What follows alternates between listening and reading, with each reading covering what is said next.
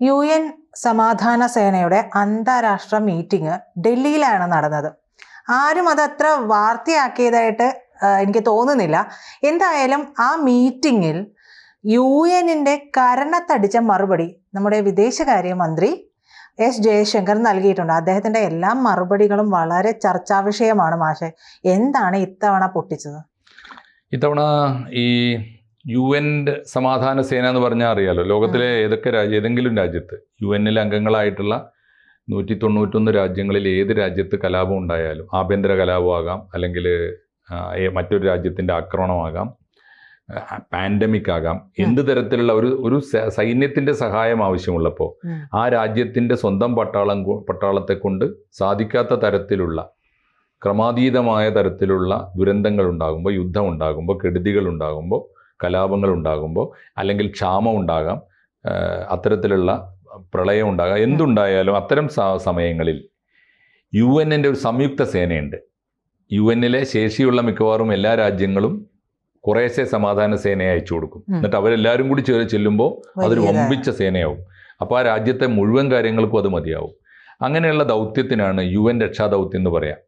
അത് നമ്മൾ പലപ്പോഴും ചെയ്തിട്ടുള്ളത്. ഇന്ത്യക്ക് ഏറ്റവും കൂടുതൽ ആ ദുഷ്പേരുണ്ടാക്കിയത് ശ്രീലങ്കയാണ്.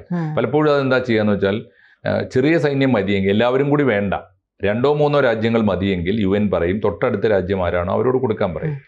അപ്പോൾ ശ്രീലങ്കയിൽ ആഭ്യന്തര കലാപം നടക്കുമ്പോൾ തമിഴ് പുലികളും സിംഹള തീവ്രവാദികളും തമ്മിൽ വലിയ പോരാട്ടം വർഷങ്ങളായിട്ട് നടക്കുമ്പോൾ അതിന് അറുതി വരുത്താൻ UN പീസ് കീപ്പിംഗ് ഫോഴ്സ് വേണമെന്ന് അവരാവശ്യപ്പെട്ടു, ശ്രീലങ്കൻ ഗവൺമെൻറ്. അപ്പോൾ UN നമ്മളോട് പറഞ്ഞു, രാജീവ് ഗാന്ധിയോട് പറഞ്ഞു, നിങ്ങൾ അയച്ചു കൊടുക്കണം, ഞങ്ങൾ ആവശ്യത്തിന് സഹായത്തിന് മറ്റ് രാജ്യങ്ങൾ വേണമെങ്കിൽ അയക്കാം. അങ്ങനെയാണ് നമ്മൾ പോയത്. നമ്മൾ പോയതിൻ്റെ ദുഷ്പേരാണ് പിന്നെ രാജീവ് ഗാന്ധി തന്നെ അനുഭവിച്ചത്. നമ്മൾ പോയപ്പോൾ അവിടുത്തെ അവർ പറയുന്നത് വളരെ ഭീകരമായിട്ട് അവർ ആക്രമിച്ചു. ആരാ വിളിക്കുന്നത്? ശ്രീലങ്കൻ ഗവൺമെൻറ്റാണ് വിളിക്കുന്നത്. ഗവൺമെൻറ് ആരാണ്? സിംഹള പക്ഷത്തുള്ളവരാണ്, ബുദ്ധ തീവ്രവാദികളാണ്, അല്ലെങ്കിൽ ബുദ്ധ പക്ഷത്തുള്ളവരാണ്. അപ്പുറത്ത് തമിഴ് പുലികളാണ്. തമിഴ് പുലികൾ എന്ന് പറഞ്ഞാൽ തമിഴ് ന്യൂനപക്ഷങ്ങളാണ്, ഇന്ത്യൻ സംസ്കാരമുള്ളവരാണ്, അതുകൊണ്ട് തന്നെ അവരൊരു ഹിന്ദു കൾച്ചറുള്ളവരുമാണ്. അങ്ങനെ വന്നപ്പോൾ എന്തായി?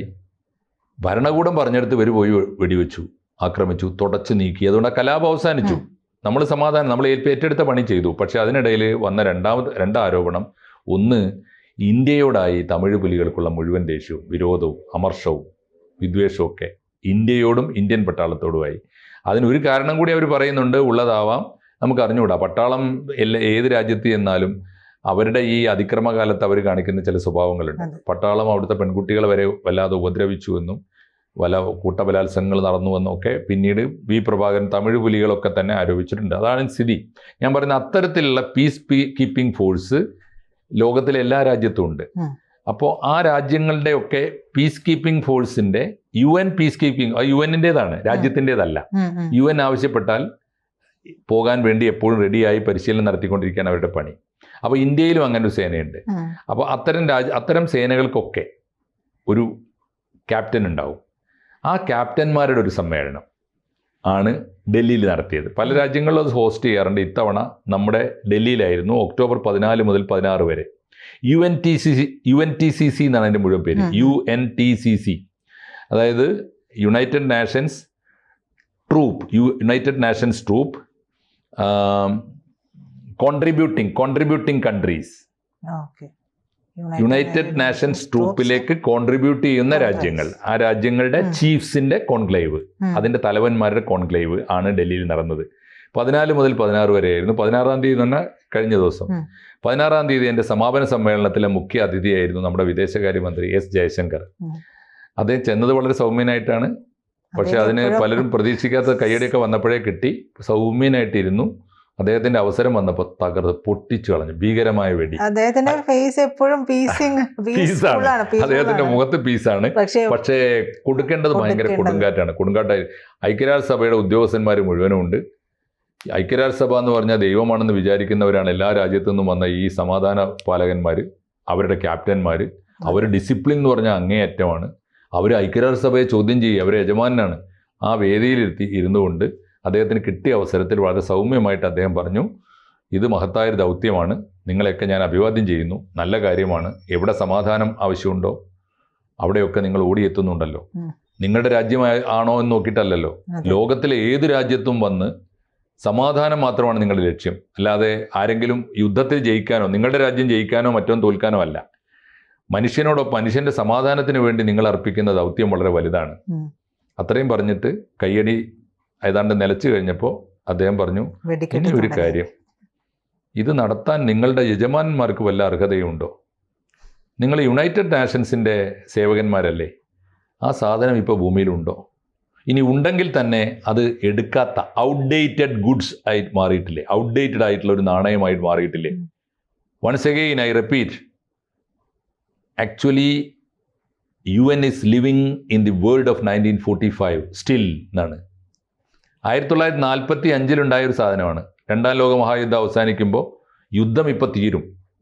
പക്ഷേ ഇനി വേണ്ടത് ഈ രാജ്യങ്ങളെ മുഴുവൻ പുനർനിർമ്മിക്കണം, രാജ്യങ്ങളൊക്കെ ഒന്നിക്കണം, മനുഷ്യർക്ക് സമാധാനം വേണം. അതിന് വേണ്ട ഒരു സാധനമാണല്ലോ UN. 45 UN ഇപ്പോഴും 45 ജീവിക്കുന്നതെങ്കിൽ അതുകൊണ്ട് ആർക്കാണ് ഗുണം? 2025 ലോകം എത്തിയത് നിങ്ങളുടെ യജമാനന്മാർ അറിഞ്ഞിട്ടുണ്ടോ? അങ്ങനെയാണെങ്കിൽ ലോകത്ത് ഏതെല്ലാം രാഷ്ട്രങ്ങളിൽ ഇപ്പോൾ അവരുടെ ദൗത്യം ആവശ്യമുണ്ട്? എവിടെയെങ്കിലും അവരുണ്ടോ?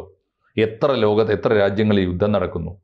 എത്ര രാജ്യങ്ങളിൽ വലിയ തോതിലുള്ള കലാപങ്ങൾ നടക്കുന്നു? എവിടെയെങ്കിലും അവർ ഇടപെട്ടിട്ടുണ്ടോ? അതുകൊണ്ട് നിങ്ങളുടെ യജമാനൻ ജീവിച്ചിരിപ്പുണ്ടോ എന്ന് ചോദിച്ചുകൊണ്ട് സ്തബ്ധമാക്കി കളഞ്ഞു ആ സദസ്സിനെ അത്രയും പറഞ്ഞു കഴിഞ്ഞപ്പോൾ പിന്നെ അദ്ദേഹത്തിന് കളവൊരുങ്ങി. പിന്നെ അദ്ദേഹം പതുക്കെ പറയാനുള്ളത്, ഇവരെക്കുറിച്ച് തന്നെ പറയാനുള്ളത് പോസിറ്റീവായ കാര്യങ്ങളും കൂടി പറഞ്ഞു. ഇതിനു മുമ്പ് അദ്ദേഹം പറഞ്ഞു, ഞാനിത് പറയുന്നത് എൻ്റെ തന്നെ അനുഭവം വെച്ചിട്ടാണ്. 80ാമത്തെ UN ജനറൽ അസംബ്ലി അമേരിക്കയിൽ നടക്കുമ്പോൾ ഞാൻ ഈയിടെ ഓർമ്മയുണ്ടല്ലോ, അന്ന് അവിടെ പോയി അടിച്ചത്.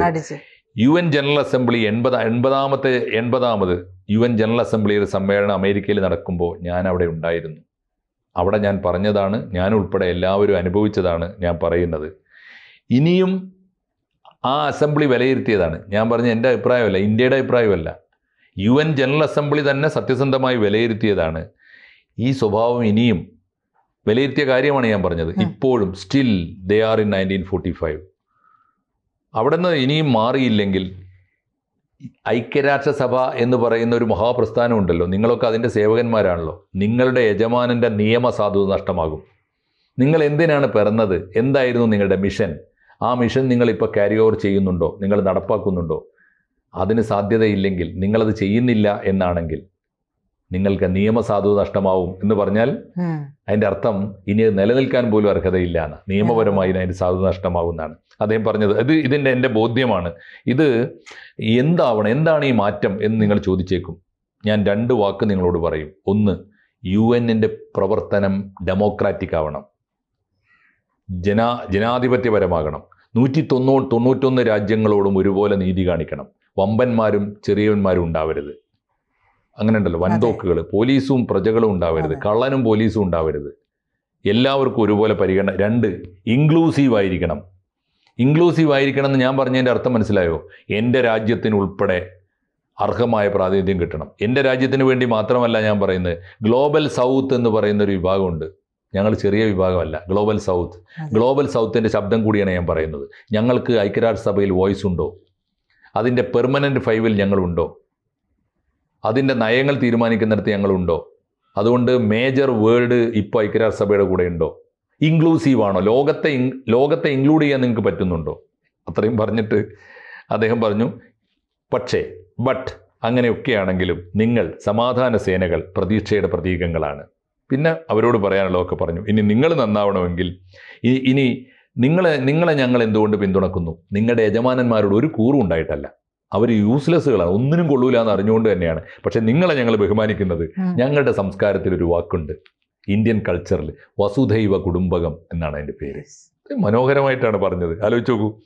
വേൾഡ് ഈസ് എ ഫാമിലി എന്നാണ് എൻ്റെ അർത്ഥം. ആ കുടുംബത്തിലെ അംഗങ്ങളാണ് നിങ്ങളൊക്കെ. ലോകത്തിൽ എവിടെ കഷ്ടപ്പാട് അനുഭവിക്കുന്നുണ്ടോ അവരൊക്കെ ഞങ്ങളുടെ കുടുംബാംഗങ്ങളാണ്. അതുകൊണ്ടാണ് നിങ്ങൾ ചെയ്യുന്നത്.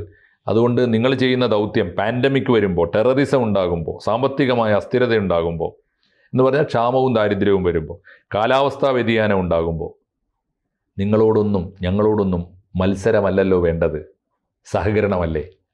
അത് ഞങ്ങളുടെ കൾച്ചറാണ്. അതുകൊണ്ട് നിങ്ങളെ ഞങ്ങൾ പിന്തുണക്കും എന്ന് പറഞ്ഞു. അടുത്തത്, പിന്നെ വേറൊരു കാര്യം കൂടി, നിങ്ങളോടിത് പറയാൻ ഞങ്ങൾക്ക് ഏറ്റവും കൂടുതൽ അർഹതയുണ്ട്. കാരണം ലോകത്തെ ഏറ്റവും കൂടുതൽ സൈനികരെ സമാധാന ദൗത്യങ്ങൾക്ക് നിയോഗിച്ച രാജ്യം ഇതുവരെയുള്ള ചരിത്രത്തിൽ ആരാണ്? ഞങ്ങളാണ്.